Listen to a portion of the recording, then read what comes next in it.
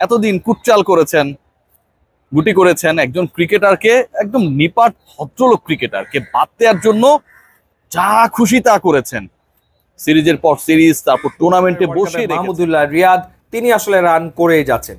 এখন পর্যন্ত 6 ম্যাচ খেলে 5 ইনিংসে 274 রান মাহমুদুল্লাহ রিয়াদ। অন্তত 1 মাস আগেও যদি কেউ বলতো মাহমুদুল্লাহ রিয়াদ হবেন এবারের আসরের বাংলাদেশের সেরা ব্যাটার, তাহলে মজার ছলেও বিষয়টা নিয়ে আলোচনায় যেত না কেউ। কারণ যে লোকটা নেই বিশ্বকাপের 15 জনের দলেই, তাকে নিয়ে এইসব তামাশার তো। আসসালামু আলাইকুম সুপ্রিয় দর্শক বন্ধুরা, বাংলাদেশ ক্রিকেটের একের পর এক স্বপ্নগুলো ভেঙে চুরমার হয়ে যাচ্ছে। কিন্তু অন্যদিকে বাংলাদেশ ক্রিকেটারদের মধ্যে যে সকল স্কোয়াডগুলোকে কেন্দ্র করে নানা সমালোচনার জন্ম দিয়েছিল সেই মাহমুদুল্লাহ রিয়াদকে নিয়ে, অথচ সেই মাহমুদুল্লাহ রিয়াদই এবারের বিশ্বকাপে বাংলাদেশের একমাত্র উজ্জ্বল নক্ষত্র। অথচ সেই মাহমুদুল্লাহ রিয়াদকে বিশ্বকাপের আগে নানা নাটক সৃষ্টি করেছিল বিশ্বকাপ স্কোয়াড থেকে বাদ দেওয়ার জন্য কোচ চান্দিকা হাথুরু সিং এবং বিসিবি, যদিও শেষ পর্যন্ত বিশ্বকাপে অন্তর্ভুক্ত হয়েছিলেন এবং তিনি একের পর এক পারফরমেন্স করে দেখিয়ে দিচ্ছেন। দর্শক বন্ধুরা, অন্যদিকে বাংলাদেশ ক্রিকেটাররা যেন একের পর এক খেয়ে হারাচ্ছে এবং সেই সাথে বাংলাদেশকে একের পর এক যেন লজ্জায় নিয়ে ফেলেছে। তো দর্শক বন্ধুরা, চলুন আমরা সেই সকল বিষয়গুলো জেনে নেই। আসলে একমাত্র মাহমুদুল্লাহ ছাড়া আর বাংলাদেশ ক্রিকেটারদের মধ্যে কেউ কোনো কিছুই করতে পারতেছে না।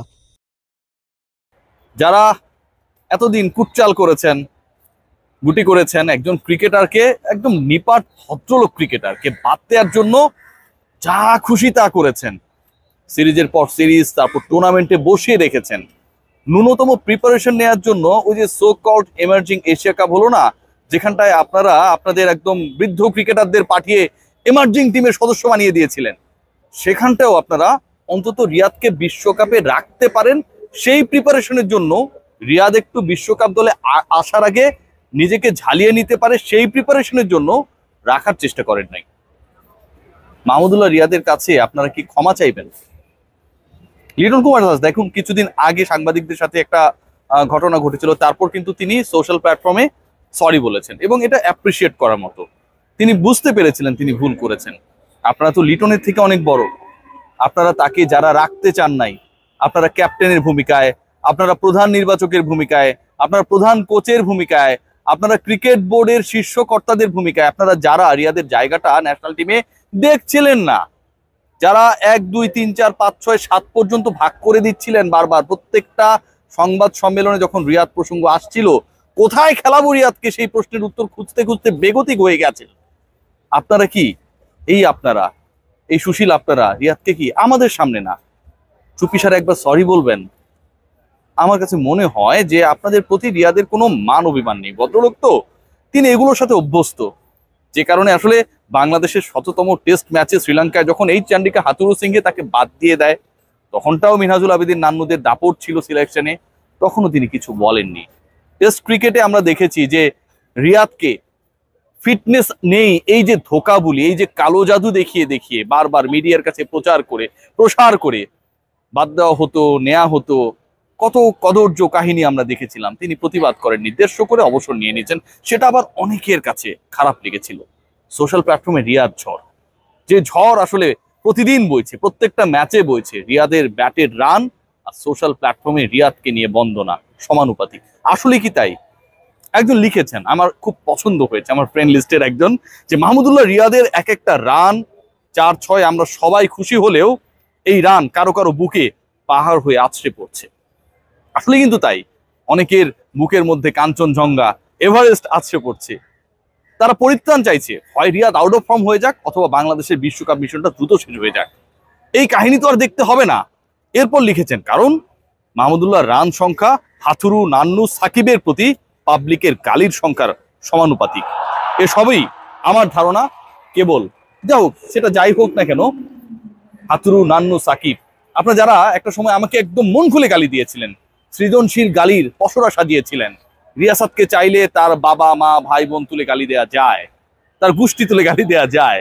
মাহমুদুল্লাহ রিয়াদের কাছে বিরিয়ানি খাওয়ার জন্য আমি রিপোর্ট বানাই, তার পক্ষে কথা বলি, ভিউজের জন্য আমি রিপোর্ট বানাই। অথচ মজার ব্যাপার কি জানেন, মনে করতে পারেন চেমসফোর্ডে মাহমুদুল্লাহ রিয়াদকে কেন্দ্র করে বাংলাদেশ যখন ঠিক সেই সময়টায় আয়ারল্যান্ডের বিপক্ষে খেলছিল ইংল্যান্ডে গিয়ে, তখন আমার এই যে সোশ্যাল প্ল্যাটফর্মে দেখছেন না, এটা ছিল না, একদম ছিল না। জানেন, আমি এটা শুরুও করিনি। ঠিক তখন নাজমুল হাসান পাপনকে আমি জিজ্ঞেস করেছিলাম, ক্লিপিং খুঁজলেই পাবেন, যে বিশ্বকাপের দলে রিয়াদের সম্ভাবনা কি দেখেন পাপন ভাই? তিনি বলেছেন হ্যাঁ আমার তো মনে হয় থাকা উচিত। মনে করেন মনে পড়বে।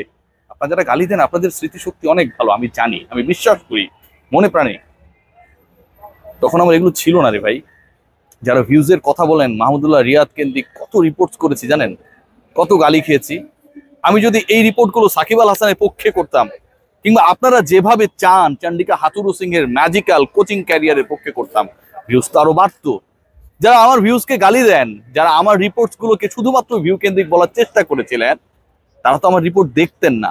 তার মানে কি যারা এটা পছন্দ করেন না সেটা আমি করছি, ও জায়গায় কি আসলে ভালো ভিউ পাওয়া যায় ভাই?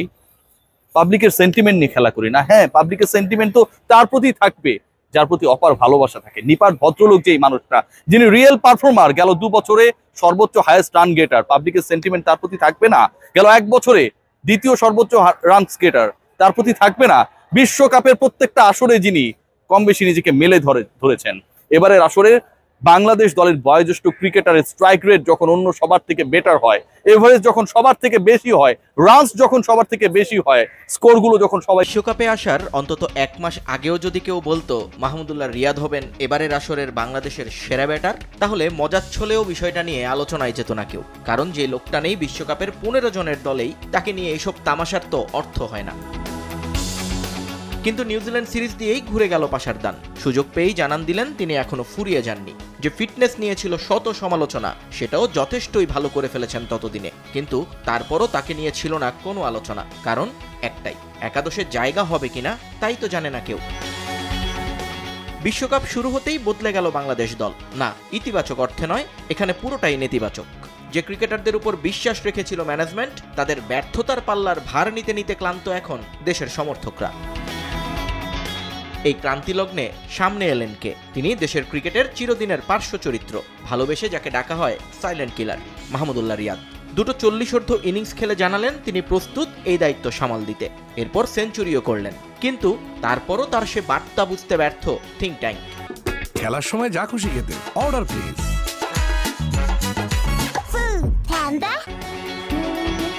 না হলে কি আর 6 ম্যাচে 5 বার জায়গা বদল করে ব্যাট করতে হয় তাকে?